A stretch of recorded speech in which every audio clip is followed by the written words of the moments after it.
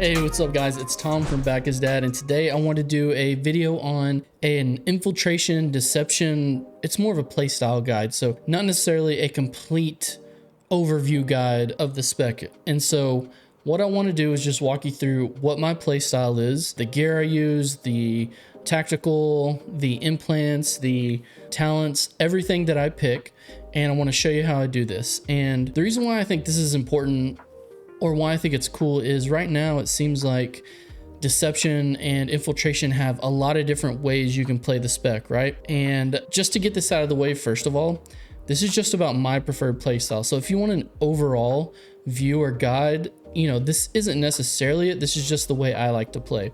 But I think it's fun, and I think you're gonna like it too. What do I like to run?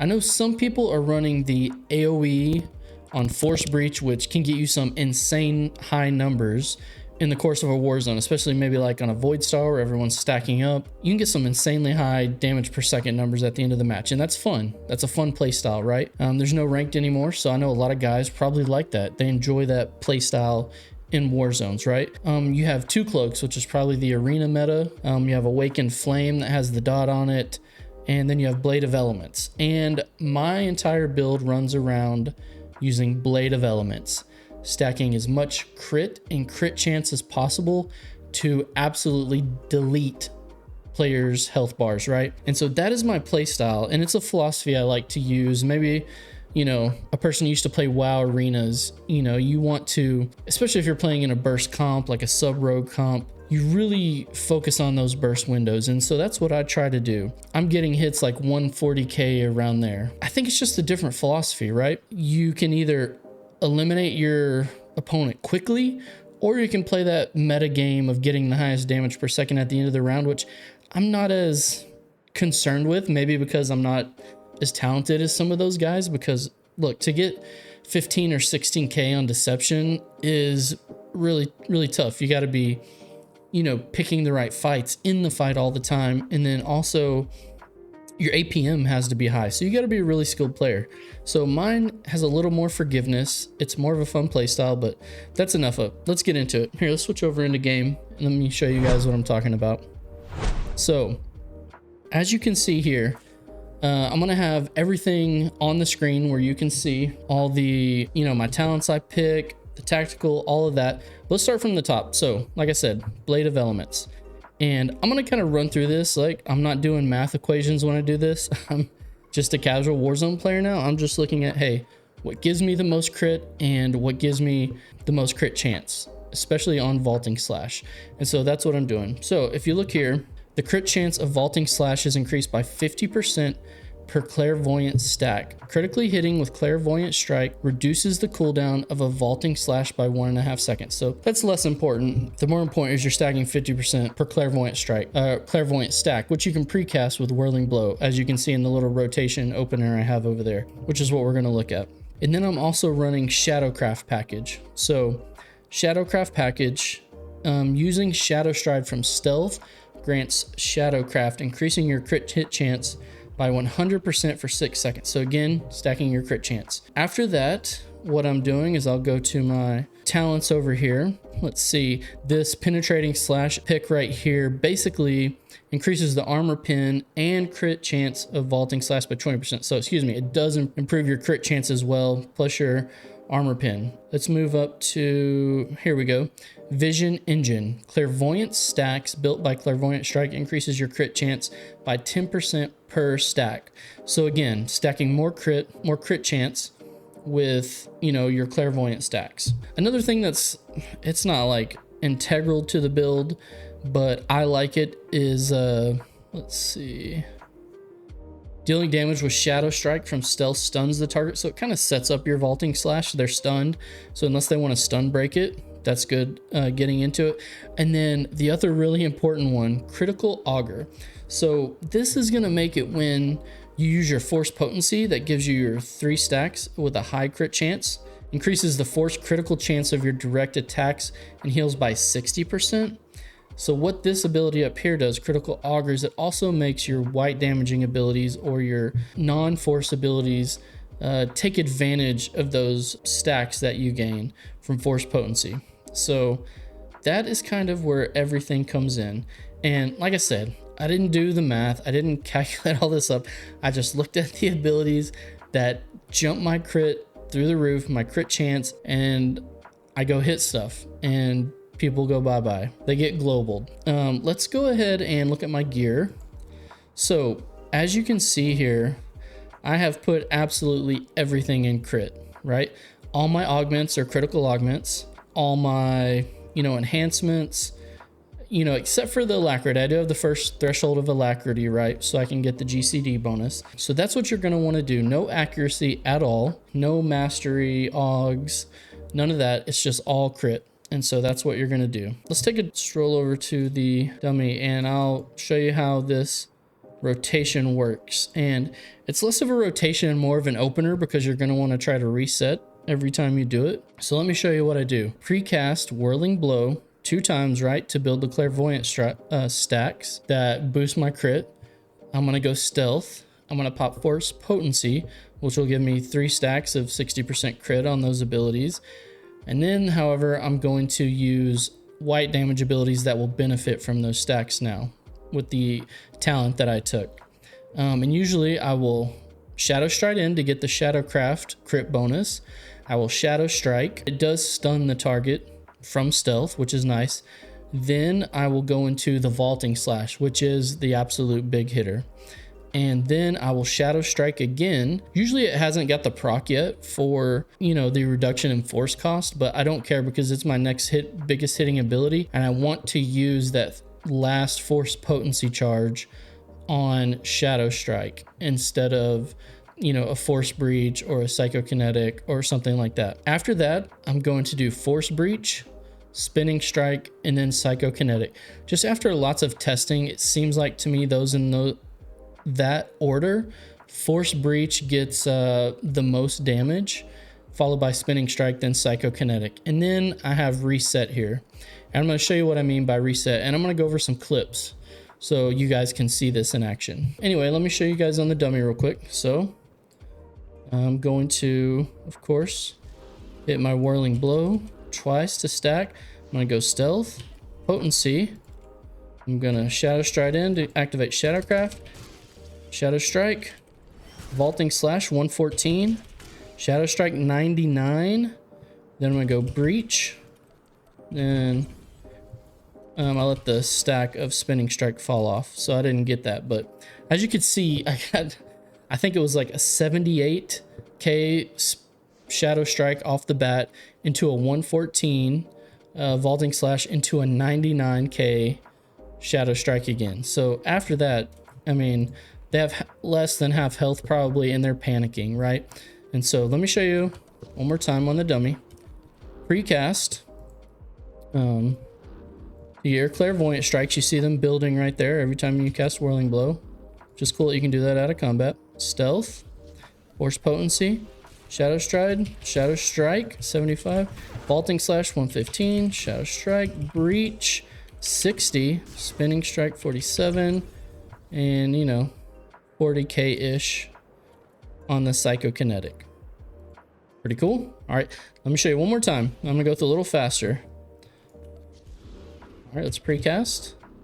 Let's go stealth, potency.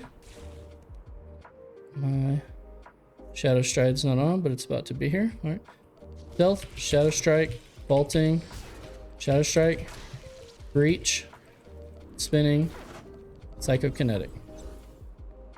And that was it. That one didn't get a ton of big numbers, but so what do I do after that? Well, I mean, it depends a lot.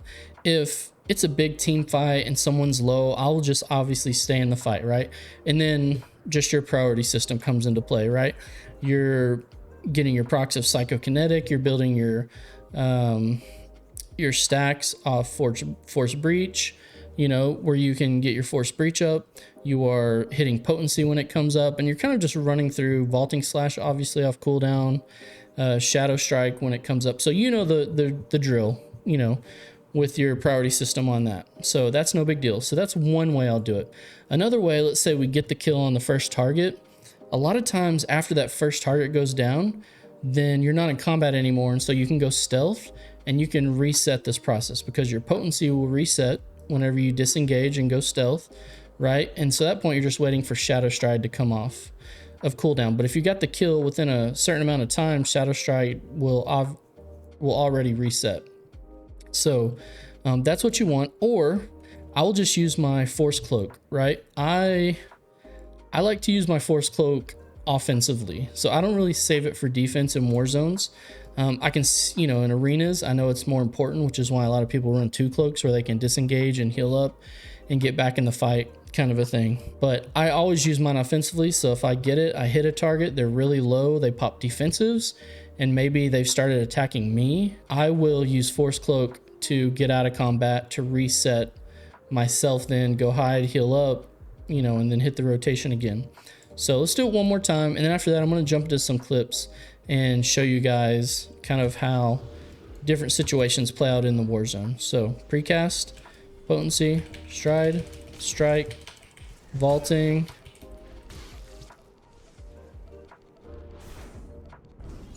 so, and I don't even feel like I've gotten tons of big numbers yet. Like, I feel like on this dummy right here I've hit 130k before on vaulting. So all right, let's go to the clips and let me show you how it works in game. Okay, in this first clip, what I'm gonna show you is an example of me, you know, kind of opening the round and getting into my first engagement, and we get the kill right off the bat, and I'm able to disengage, just go back into stealth, reset, force potency, and all of that. So let's go ahead and get into it. All right, so here you can see me pre-casting Whirling Blow to get my Clairvoyant stacks. I'm gonna take this direct path to the red buff. Always go for the red buff. Shout out my boy Nis. So I get the red buff. I'm trying to pick out my first target. I see the guy coming through. I have another guy leap to him. Stride in, get some big hits off with vaulting slash, obviously, and he goes down. I'm able to reset. I precast my Clairvoyant again, stealth. I'm able to come start on this guy and get him down to about, I don't know, a little less than half, and then we kind of get into a team fight after that. But that was kind of an opener. You saw me get in there, you saw me take out the first target really fast, and I'm able to reset everything by going stealth again, obviously resetting my potency and getting into the next engagement. Okay, let's move on to the next one. So in this clip, our team is up by not quite 100, but we're starting to steamroll a little bit. So one of my guys drops, and we're gonna go try to take the 3 cap, and no red buff, unfortunately, but I'm pre-casting to get my Clairvoyant stacks. Go stealth, I'm gonna stride in, Shadow Strike, of course, vaulting, and he's already super low. So this Juggernaut goes down. We have another guy coming, so we can't cap just yet. I get a reset on everything. I'm gonna go in, Shadow Strike, and then I miss it, so I'll try again, but he stuns me. I'm not white barred, so I don't want to try to stun. I get him with the low slash, try to disengage again right there. In with the Shadow Strike, vaulting. And I think we're going to secure this kill pretty easily. So I see the red buff is back up. That Juggernaut is trying to come back. So I want to get him before my guy, so my guy can cap the turret, which it looks like he left actually. So I'm just here by myself. I get there. 3 big hits. He's already down to a 3rd health. Low slash. He doesn't break. But then I hard stun him and he doesn't have a breaker. So I basically solo this guy and then I'm off to cap the node for my team. So this is fast forward a little bit. I'm here defending still the same. Oh no, it's not the same jug. A different guy jumps in. I don't get really good RNG on those hits, so he's still got a lot of health. Luckily, I have my guildie shows up, and so we're just running through the regular rotation. We're gonna take this guy down slowly but surely. We're pretty good here. I think they're just trying to send a few. It looks like we lost our home node, so we really need to protect this one to see the game out, and so that's what we do. We get the kill, I get the reset. I am of course precasting, Getting my clairvoyant up. I think I see red buff. Yep, red buff comes back up. So you want that. It's at plus 15% damage. I get it. I am ready to go with my full opener. Not sure what this guy's doing, but I get in. Stride, vaulting slash, shadow strike, low slash, breach, and he decides not to use any defensives as well. So take him out pretty quick. I'm able to reset again without burning cloak. Although cloak is on cooldown, it looks like. So same thing. Jump in with this guy with my buddy here. He decides to barrier. I'm gonna get some distance so it doesn't stun me when a barrier pops, and I'll probably hit him with the low slash, I think, here. Yep. And yeah, same thing. We're just gonna take this guy down slowly but surely, and yeah, I think that's it for that example. I think the next thing I want to show you is what happens when you get into a fight and you need to disengage by using force cloak. So let's jump over and take a look at that. Okay, in this clip, we're just starting the match. I am precasting to get clairvoyant. I am, let's see if I get the red buff off of this one. I don't remember. Nope, doesn't look like it, but I'm going to try to pick out my first target here, and you'll see that I get caught up kind of in a team fight right away. And I choose to disengage. So let's see, we go on this guardian right here. We couple big hits and he is down to like less than a quarter health, almost 10%. Of course he uses his heal to full. So now I'm just caught in this team fight, right? I'm trying to do as much damage as I can. I don't know if I'm getting any heals right here. It doesn't look like it. I'm trying to swap targets. It's kind of a mess in here. You know, this isn't Shadow's strong suit.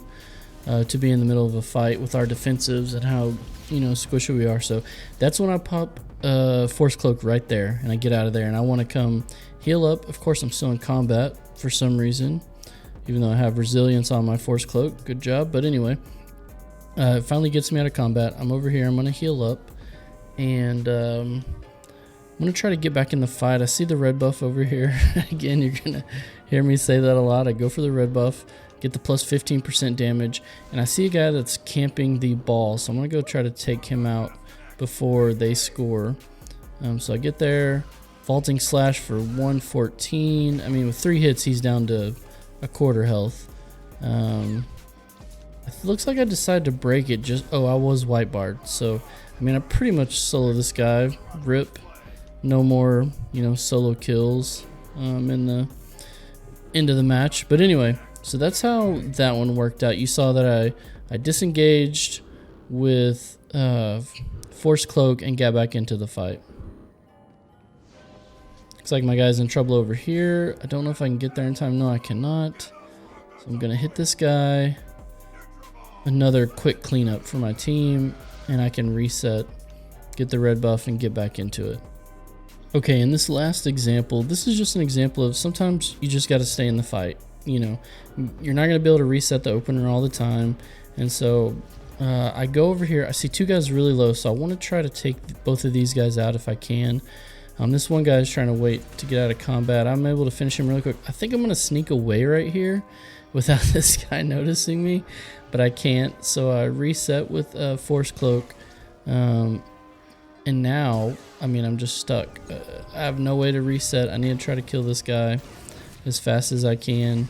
Another guy, it looks like, was pushed over, and he's got a lot of defenses up, but I initially get him over here pretty low. Oh, I do kill him, and so I'm gonna go for the next guy.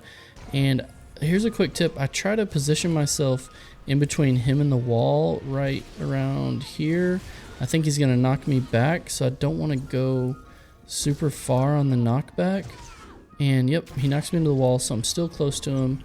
Hit him with my breach, and I'm able to take out these 3 guys and just stay in the fight, you know, and just get the job done for the team. We protect this door, and so yeah, sometimes you just got to stay in. You're not always going to be able to reset, and that's okay. It's not a big deal. You just, you know, as a shadow, you try to do what you can do, which is take out enemies as fast as possible, eliminate targets for your team, and so that's what I was able to do there. Okay, in this clip, I just kind of want to show you how strong this build is right here. So I drop, In between rounds, it looks like we get the shadow, our assassin, and we take him out pretty quick. There's like 3 of us over here, maybe 2 of us, so no big deal. I get the reset. I'm gonna heal up, and I'm going to take a peek. Looks like my guy's in trouble over there. I'm going for him. I see the red buff, and just watch this. Big vaulting slash 140. I mean, and then a 85 shadow strike. This assassin is dropped again, so I'm helping my guy out right here, and you know, we just clean this up. So I mean, look guys, if you want to play a spec that is super bursty, right, super fun, this is the one you want. You're just gonna delete people. If you have any questions for me or notice anything I could be doing better, please leave it in the comments below. Give us a like and subscribe, and also check out some of our other SWTOR videos or other MMO related videos we have on the channel. Thanks guys, see you in the next one.